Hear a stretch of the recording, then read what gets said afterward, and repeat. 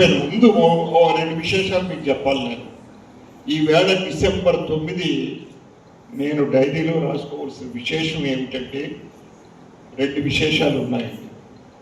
ఒకటి, జీవిత సాఫల్యం పురస్కారం అంటే నా దృష్టిలో జీవితంలో మనం క్రమశిక్షణతోటి, డెడికేషన్ తోటి, డిసిప్లిన్ తోటి, మనం మానవత్వంతో ఉన్న వ్యక్తులకే చెందుతుంది జీవిత సాఫల్య పురస్కారం నా దృష్టిలో.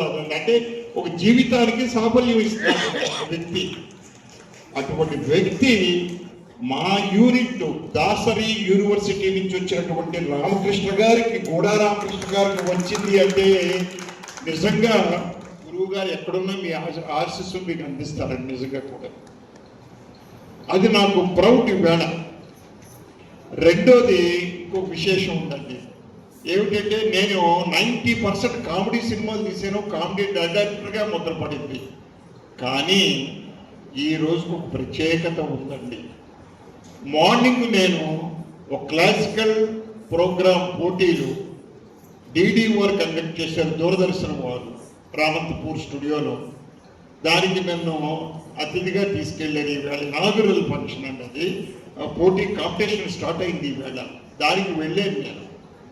రెండోది, ఈవేళ ఇక్కడికి వచ్చిన తర్వాత పౌరాణిక శ్రీకృష్ణ రాయబార ఘట్టం చూడడం నిజంగా అంటే నా స్కూల్కి సంబంధించింది కాదు ఇది. అలాగే పిల్లల యొక్క నాట్యం, క్లాసికల్ డ్యాన్సెస్ ప్రోగ్రామ్స్, కూచిపూడి పిల్లలు ఎంత బాగా చేశారండి బాబు, అసలు అత్యద్భుతం. ఇది నేను ఈవేళ నోట్ చేసుకోవాల్సిన విషయం. డిసెంబర్ 9వ తారీఖు నన్ను అందరూ కామెడీ డైరెక్టర్ అంటున్నారు. ఈవేళ ఏంటి ఇలా జరిగింది నాకు అంటే ఆ భగవంతుడి ఆశీస్సుల వల్ల జరిగిందని నేను అనుకుంటున్నాను.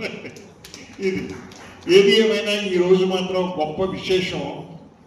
మా గూడా రామకృష్ణ గారికి జీవిత సాఫల్య పురస్కారం ఇచ్చి వారిని సన్మానించినందుకు శివాని ఆర్ట్స్ వారిని, అలాగే మిగిలిన సభ్యులందరినీ కూడా, నాకు మా ఇంటి పక్కనే ఉంటారు సూరి గారు, మా ఇద్దరికి వాకబుల్ డిస్టెన్స్ అండి.